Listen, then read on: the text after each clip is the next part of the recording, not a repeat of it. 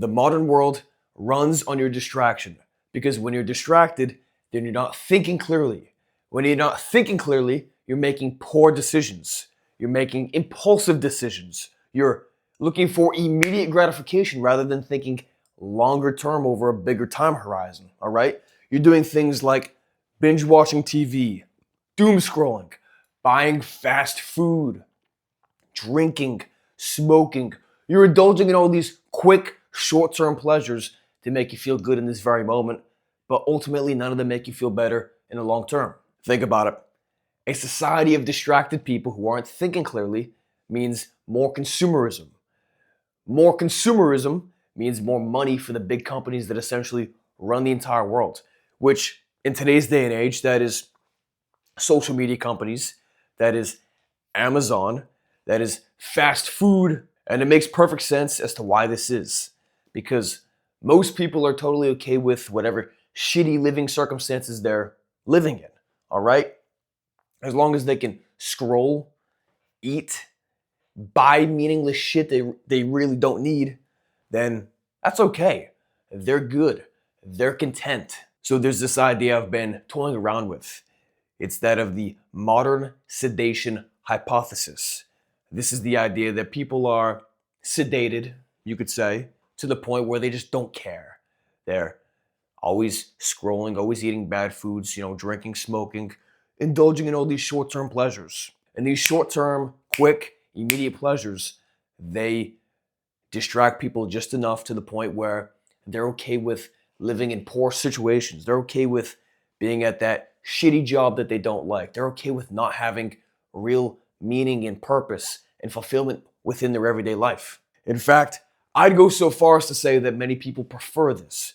They'd rather be closed off. They'd rather shut their brain off and not be aware of the things that are happening all around them and how the world's trying to keep them stuck in this consumerist way of living rather than create deep meaning and fulfillment and come to this honest truth about where their life is at. They'd rather be completely unaware of how things are rather than carrying the burden of the truth and building this deep meaning and fulfillment within their own life. And this reminds me of the movie The Matrix. So in the movie, there's this guy named Morpheus. Morpheus is the leader of this crew of people who are essentially woken up from the Matrix. And one of the people within the crew, his name is Cypher. Cypher's a smart guy, but he's very pessimistic. He's a negative thinker. He thinks, hey, well, the world has gone to shit. And yeah, we've escaped the Matrix, but now we're living in this world that's been taken over by robots. Because that's the whole point of the movie. The people who are living in the Matrix, they live in this false reality. This simple life, this delusion of sorts, where they don't know what the real world is because the machines are essentially projecting this false reality into their minds.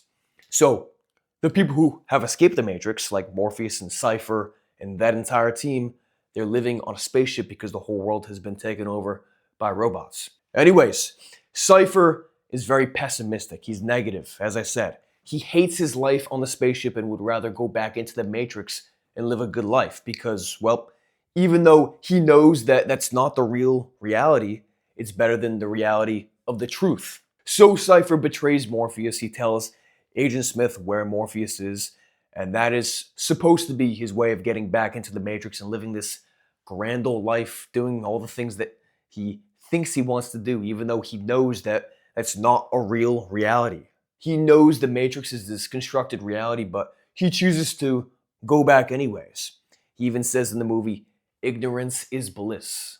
And that's exactly why I bring up this example. Ignorance is bliss. Many people go about life with this mindset, but it doesn't necessarily happen consciously. It's actually subconscious.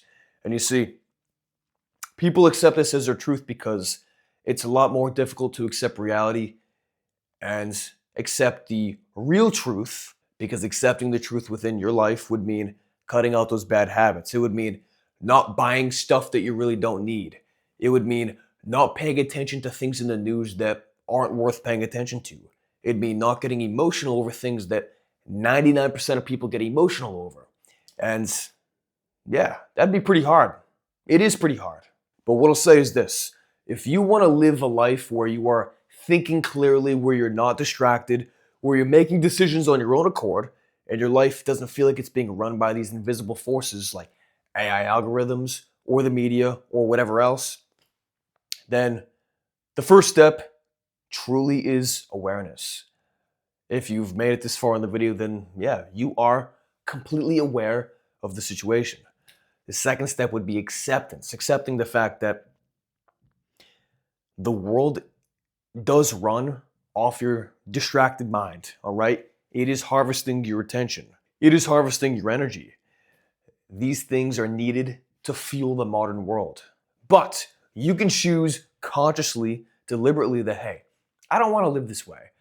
I'm not saying that you gotta step back from all modern day pleasures. I'm not saying that you can't go out and have a fun time. I'm not saying that you can't watch TV, you can't watch movies, you can't buy things. But what I'm saying is that once you become consciously aware of how the system itself is set up, then you can make more informed decisions. And if you're somebody who wants to live differently from 95 to 99% of people, then you're gonna do things differently, all right? Plain and simple. That's just how it is. And you're gonna become somebody who acts rather than somebody who watches other people act. Because from what I've seen in my own life within society, most people just watch others do cool shit. And then they say, wow, that's amazing. I want to do something like that. But then they never do it. They never do it because of the modern sedation hypothesis that I mentioned before. They're okay with their life when nothing really changes, but they're just plugged in. They're consuming across all fronts. And it's just good enough to make them feel okay with their current situation, even if they really want to change their current situation deep down. So anyways, I'm ranting here. I don't want to be redundant, but these are my thoughts.